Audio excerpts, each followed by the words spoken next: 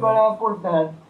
Y en estos momentos es donde esto tiene que destacar. Tenemos que darle las gracias a los médicos, a los que nos proveen alimentación, a los que nos proveen información. Nada está de más en este momento. El ser agradecidos y destacar eso hace mucho a la psicohigiene y a la salud mental en esta situación. Y para eso se pasa al siguiente eje, que es el tejido social, que es la colaboración entre la comunidad y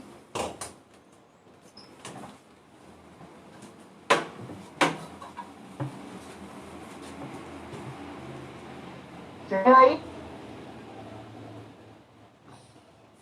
sí. Situación de riesgo para las personas con discapacidad en esta situación. ¿Cómo afrontar, cómo actuamos frente a las personas con discapacidad en esta situación? Las personas con discapacidad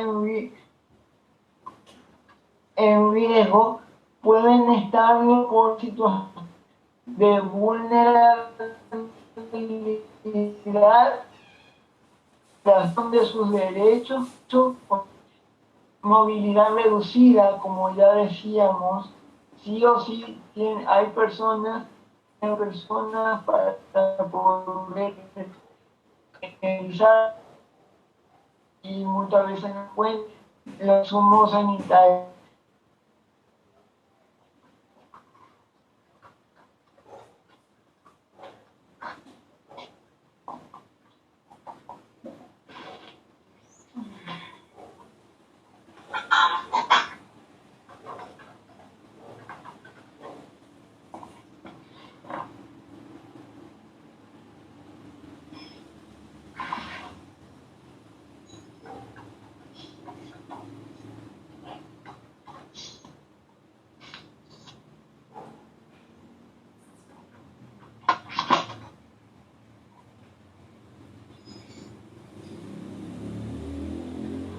Matías.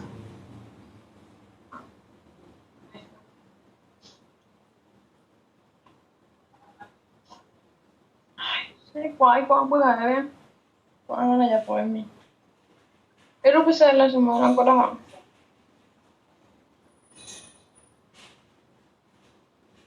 Matías, ¿estás ahí? Por favor, si pueden apagar sus micrófonos durante la conferencia, por favor. Muchas gracias.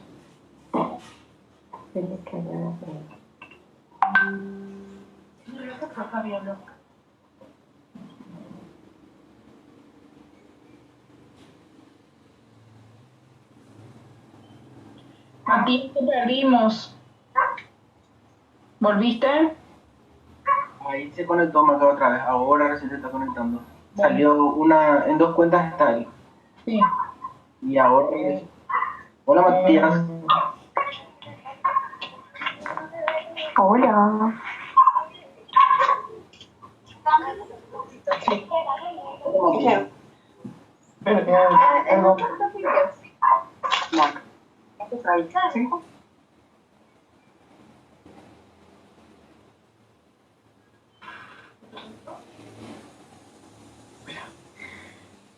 Un momento, por favor.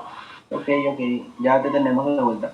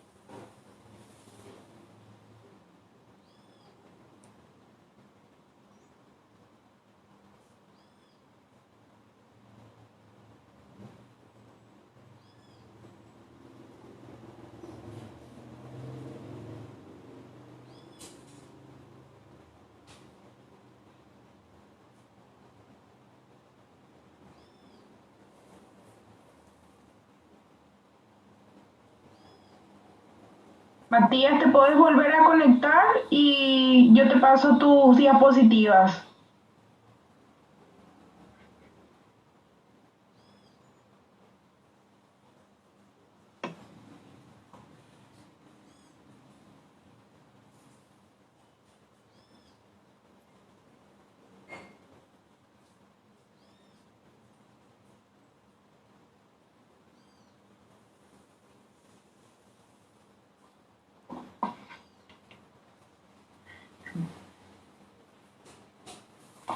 ¿Estás de vuelta?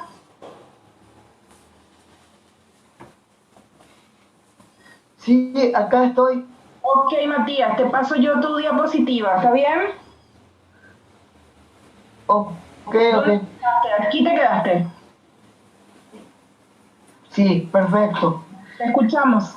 Entonces, estábamos hablando que desde un punto de vista biopsicosocial hay aspectos que la Organización Mundial de la Salud ha aprobado para poder asegurar la protección y buena salud mental de las personas con discapacidad en esta situación.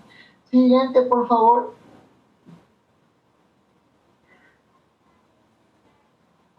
Estaba el aspecto de la contextualización, que no era más que obtener información, mandarle información a la gente de fuentes fidedignas y 100% chequeadas para que las personas sepan a qué situación se enfrentan y cómo enfrentarlas. Después está el eje de la sensación de control, que una vez que las personas saben en qué situación se encuentran, dicen, bueno, pero ¿cómo hago yo para vivir mi vida cotidiana respetando la cuarentena? Y hay distintas formas. Hoy se puede hacer trabajo a distancia o se puede hacer compras en internet. En sí, esto no es más que reinventarse y buscar la forma de hacer lo que nosotros solíamos hacer antes de la cuarentena, pero desde otro punto de vista. Hoy en día, utilizando la tecnología, también tenemos que tener en cuenta la sensación de pertenencia y visibilidad de la otra persona. O sea, cada una de las personas cada una de las personas de la comunidad es importante en la situación de pandemia, no importa la situación en la que se encuentre, ni el trabajo que desempeñen, desde el delivery que nos trae comida a la casa hasta el que ayuda a limpiar nuestras veredas. todos cumplimos un deber importante y hoy en día hay que remarcar muy bien eso para poder ayudar a una psicohigiene. Y en cuanto al tejido social, mantener una comunicación fluida con la comunidad mediante el buen uso de las redes sociales. Siguiente, por favor. Hola. ¿Quién le tiene que cambiar? Hola. Ahí ya cambié. Ahí. Ahí hay jugo, Situación de riesgo y situación de riesgo en situación de pandemia. ¿Cómo actuar con una persona con discapacidad en esta situación de pandemia? Las personas con discapacidad que están, siguiente por favor.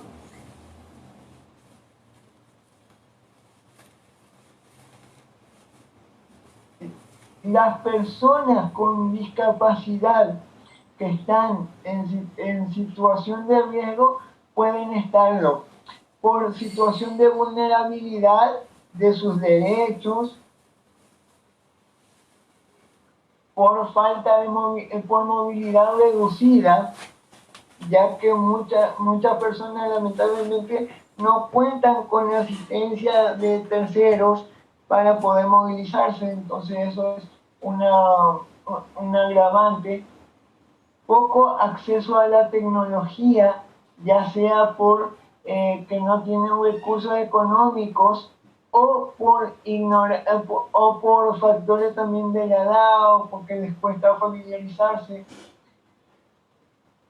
Violencia doméstica, intrafamiliar también, que hay muchísimo hoy por hoy. También hay por obligaciones de asistir a lugares de trabajo sin tener en cuenta las restricciones por la pandemia. Hay, por ejemplo, patrones en el área privada que igual obliga a sus trabajadores a trabajar en estos tiempos. Y también un factor muy importante que va de la mano con la obligatoriedad de trabajar es la precariedad económica. Siguiente, por favor.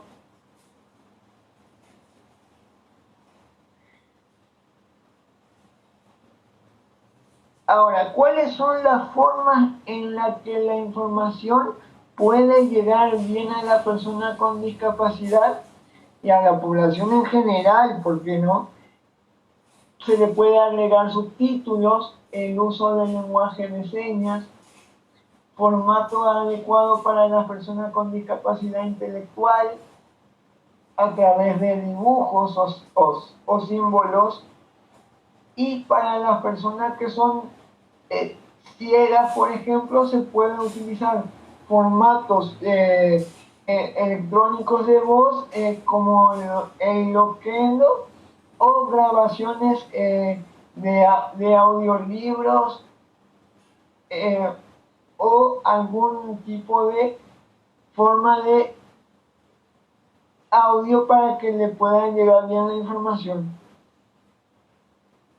Siguiente, por favor.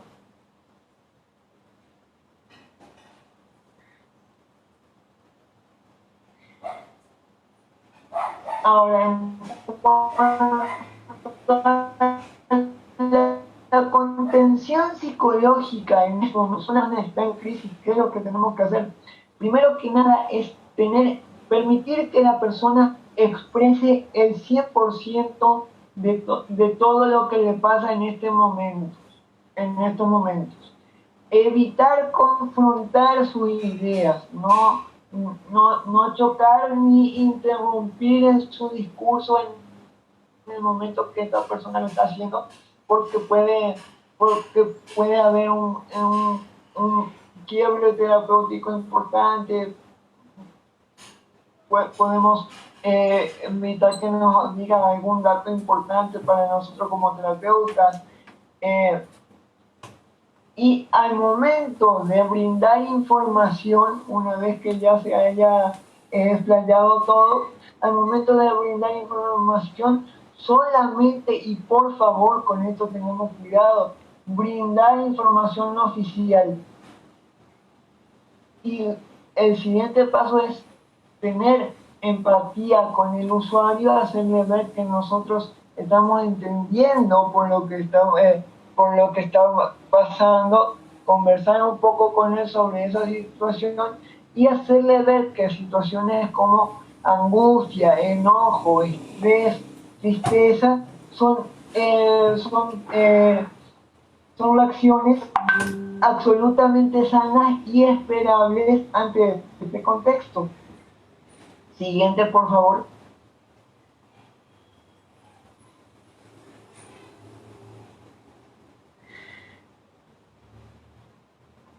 Y bueno, como recomendación final, establecer rutinas tanto para los tiempos de ocio como para los tiempos de trabajo. Y también de preferencia, por favor, que las familias escuchen una sola vez al día información sobre el coronavirus, evitar la sobreinformación, porque estar informándonos todo el día sobre el coronavirus también satura y eso empeora un poco en la situación de estrés que podemos estar viviendo. E incentivar las redes sociales para poder acercarnos más a nuestros seres queridos. Nada más, muchas gracias.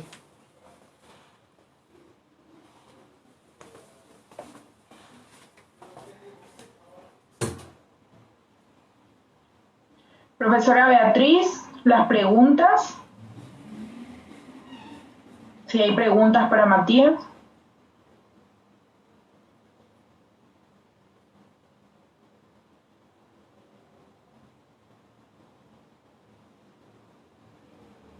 No. Ahí está, profe. Adelante, profe. Bien. Sí, ok. Bueno, tengo que decirle a la gente que muchas veces estamos pasando el micrófono de uno a otro, por eso uno no habla enseguida, ¿verdad?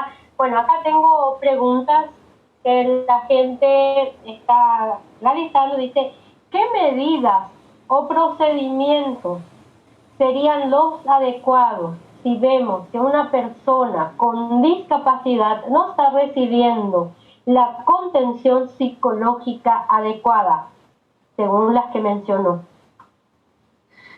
Bueno, las medidas, hoy en día, por ejemplo, como dije anteriormente, el centro comunitario, por ejemplo, está brindando la atención psicológica absolutamente gratuita. En cuanto a eso, las 24 horas del día.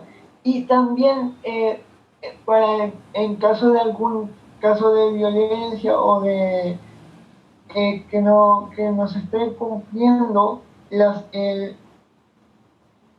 normas de higiene para con las personas con discapacidad, por ejemplo, tenés el número de la CENADIS.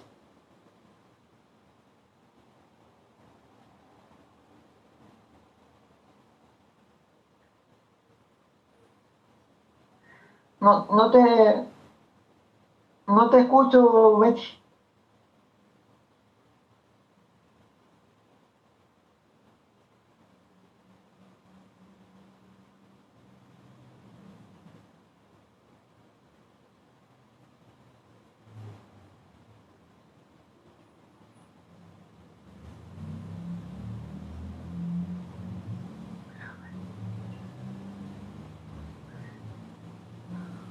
Profe Beatriz, ¿alguna otra pregunta? No, es que no la escucho yo a ella, está haciéndome las preguntas, pero Tu no. micrófono no está activado, Maca, y no le puedo activar en YouTube. Ahí está, adelante, profe. Bien. Bueno, no es que yo no quiera hacer las preguntas, sino que me me cierran el micrófono. Bueno, Mati, apareció otra pregunta allí. Hay un compañero de trabajo de alguien que está con una cierta discapacidad y pregunta si está bien que vaya al trabajo. Y no me cierren el micrófono, sí, por favor, para no perder el tiempo. Kenny, dependiendo, o sea, a ver, si es posible evaluar con los jefes de la posibilidad de que el trabajo que la persona estaba haciendo la realice a distancia, si es posible. Y si no, pueden buscar el número de la CENADIS y hacer la denuncia pertinente, porque si en este caso la persona con discapacidad no puede trabajar, tienen que darle la posibilidad de que haga algún trabajo a distancia, o si no, ir a instancias mayores. Entiendo. ¿Necesitamos algún protocolo en especial para atender a una persona con una discapacidad? ¿Algún protocolo que sí o sí hay que hacer? Entiendo. Lo que pasa es que hablar de protocolos es complicado, porque para trabajar con una persona con discapacidad, primero tiene que saber a qué discapacidad se está enfrentando. No es lo mismo una persona con discapacidad motora que discapacidad intelectual. Por ejemplo. Matías, ¿y qué recomendarías en caso de, por ejemplo, una persona ingresó como secretaria en una institución, pero luego vemos que su capacidad intelectual no corresponde o no responde a las exigencias de ese trabajo? Entonces, ¿cómo haríamos para, sin ofender y herir a la persona, quitarle de ese puesto y ponerle en otro que se adecue más a su capacidad? ¿Cómo haríamos? En esos casos sería, Betty, lo mejor hablarle abiertamente sobre la posibilidad de cambiarle de su rubro de trabajo, pero sin remarcar que es por un déficit que ella tenga, sino, por ejemplo, decirle, nosotros nos damos cuenta que vos acá tal vez estés mejor ubicada porque tenés mejor potencial, y no solo decirle, sino de mostrarle con acciones de alguna forma cómo ella podría desenvolverse mejor en el puesto que le quieren cambiar. Entiendo, Mati. Bueno, vamos a pasar a otra pregunta, porque tengo otra preguntita. Hay una persona, ¿cómo se le llama a la persona con discapacidad y cómo es la manera no adecuada de llamarle? Bueno, hoy en día, en realidad desde el 2014, se le llama a la persona, se le dice persona con diversidad funcional, ¿sí? Porque se tiene en cuenta cuáles son las limitaciones funcionales que esta persona tiene. Y si estamos hablando de una persona que necesita asistencia de terceros, ahí sí estamos hablando de una persona con discapacidad. O sea, cuando se tiene asistencia de terceros, estamos hablando de personas con discapacidad. Y cuando estamos con una persona que, por ejemplo, tiene silla de ruedas, pero no necesita asistencia de terceros para hacer sus actividades, estamos hablando de una persona con diversidad funcional. Ok. Bueno, Acá va una pregunta. Yo sé tu historia, Mati, y tu discapacidad fueron de a poco en forma progresiva, ¿verdad? Pero me hacen la pregunta, ¿cómo abordar o cómo una familia le podemos ayudar? ¿Con qué abordaje? Un momentito. ¿Con qué abordaje podemos ayudarle a una familia cuando se enfrenta al nacimiento de un niño con discapacidad? Difícil, ¿verdad? Miren, Pero acá voy a te largo. y eso depende un poco del entorno de cada familia, ¿verdad? De la predisposición que uno tenga. Hoy en día, por ejemplo, está la Teletón, que es la fundación que ayuda mucho a hacer la fisioterapia de chicos con discapacidad, de personas con distintos tipos de discapacidades, pero en ese punto es muy importante, primero que nada, antes de trabajar con el chico que nació con discapacidad, trabajemos primero con las familias. O sea, es más que nada educarle a la familia y prepararlos para lo que van a enfrentar, porque la persona que nació con discapacidad no tiene la culpa de esa situación. Entonces depende también de cómo encare la familia eso.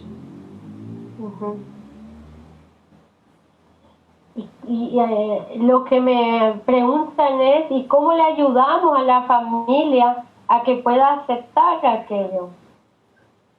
Y puede ser mediante la psicoeducación,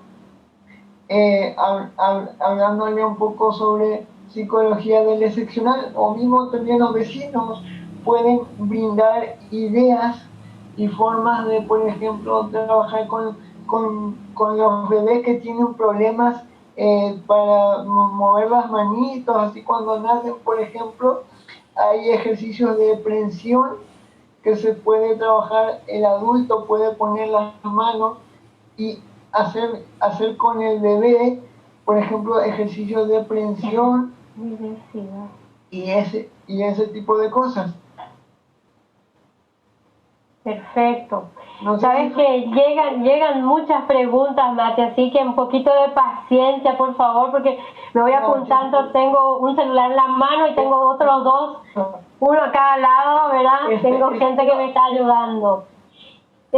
Mati, hay una pregunta. Diferencia entre discapacidad y diversidad funcional. Diferencia entre discapacidad y diversidad funcional.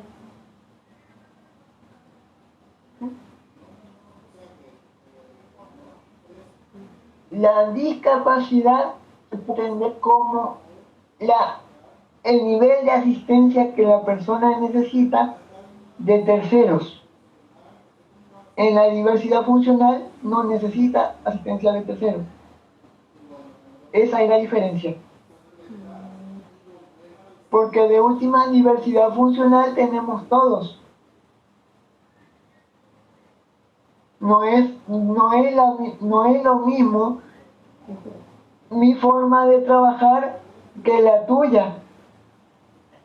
No tenemos el mismo grado de inteligencia, el mismo tipo de inteligencia. Así es. Entonces, así mismo. Sí.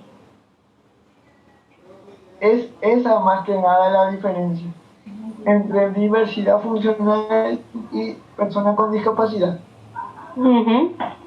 Ok.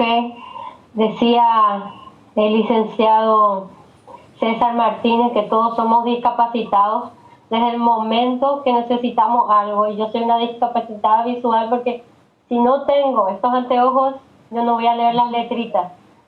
Y todos los que no tienen ningún tipo de discapacidad también son discapacitados potenciales. Así mismo. Cierto. Ok. Mi gente linda, ¿otra pregunta? ¿Estamos? Bueno, Matías, nosotros estamos demasiado agradecidos.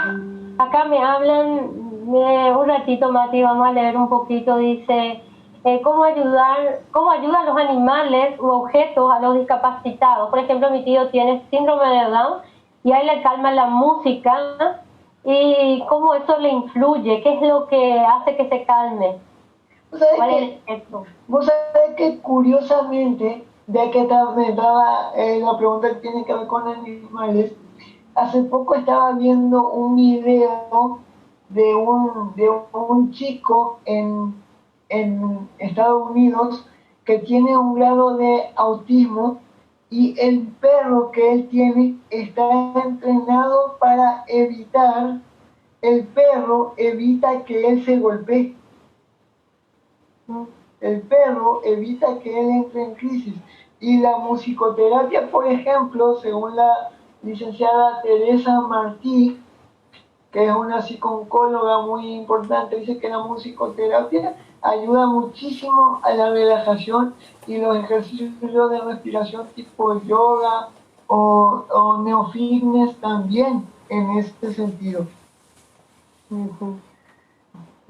Yo en el caso de las mascotas para personas con discapacidad, recomiendo que las mascotas estén desde chiquitas con la persona con discapacidad, porque es increíble cómo las mascotas se adaptan a las necesidades de las personas con discapacidad si se los educa correctamente desde la casa, a los animales y también a las personas con discapacidad, obviamente.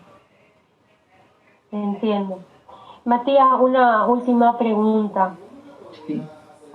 Sin importar el tipo de discapacidad que tenga una persona, ¿cuál es la necesidad emocional que presenta una persona con esa situación?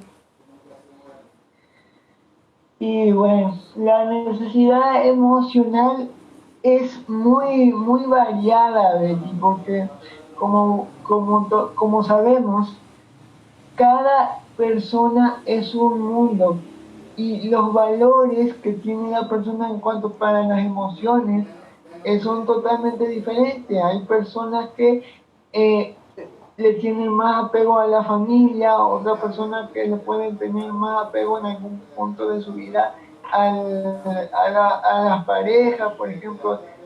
Es sobre todo saber a qué, con qué grupo, con qué tipo de personas, qué tipo de vínculo quiere formar la persona con discapacidad y con quién, y ver la forma o que eso se pueda realizar o tratar de redireccionar esos vínculos a algo más realista, ¿no? Perfecto, entiendo. Surge otra pregunta, como después de que explicaste lo de las mascotas, apareció otra pregunta. Si no va a entrar en crisis la persona que tenía la mascota y pierde su mascota, ¿cómo, si va a entrar en crisis o no, y cómo se actúa en todo caso? En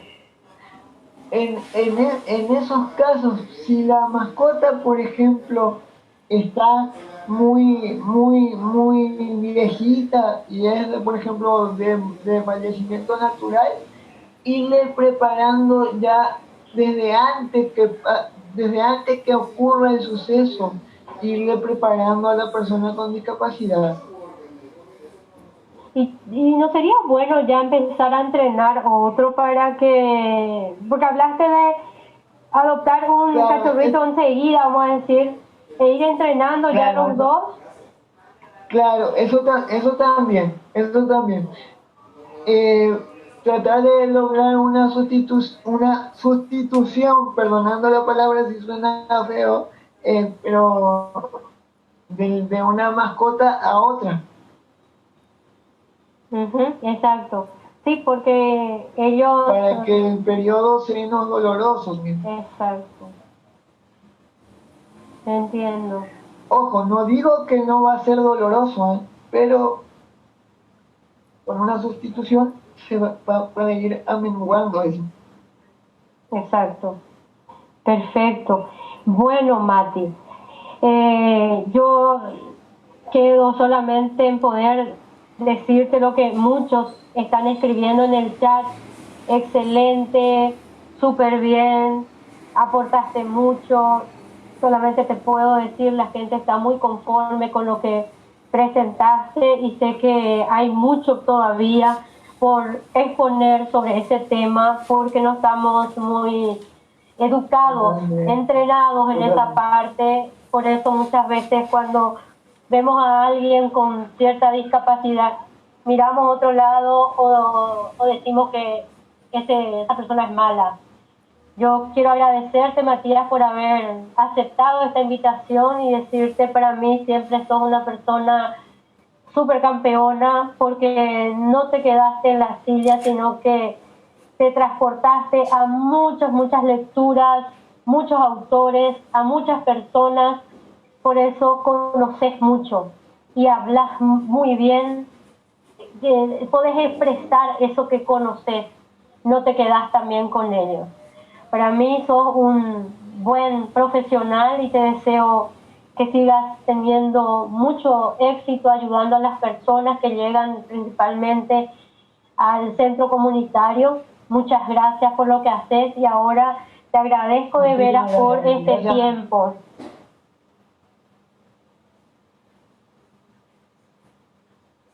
Bien, en este momento le damos entonces un aplauso virtual. Gracias. Pueden activar ese que dice... ustedes y como te digo a través tuyo, espero haber sido claro y concreto en la hora de poner. Creo que sí, fuiste bien concreto, muchas gracias. Le podemos dar un aplauso virtual abriendo ahí reacciones y le ponemos... Para las personas sordas. Sí, nuestro aplauso así de esta manera también para las personas que no oyen, ¿sí? Y vemos. Muchísimas gracias. No se desconecten que de aquí a poco seguimos con nuestro programa. Muchas gracias, Ventolila, y gracias a ustedes también que están compartiendo y apoyando nuestra Semana de la Psicología. Gracias a ustedes.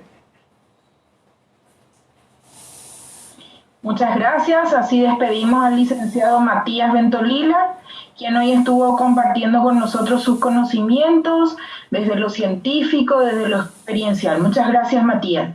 Ahora nos vamos nuevamente a un pequeño receso y volvemos en 10 minutos.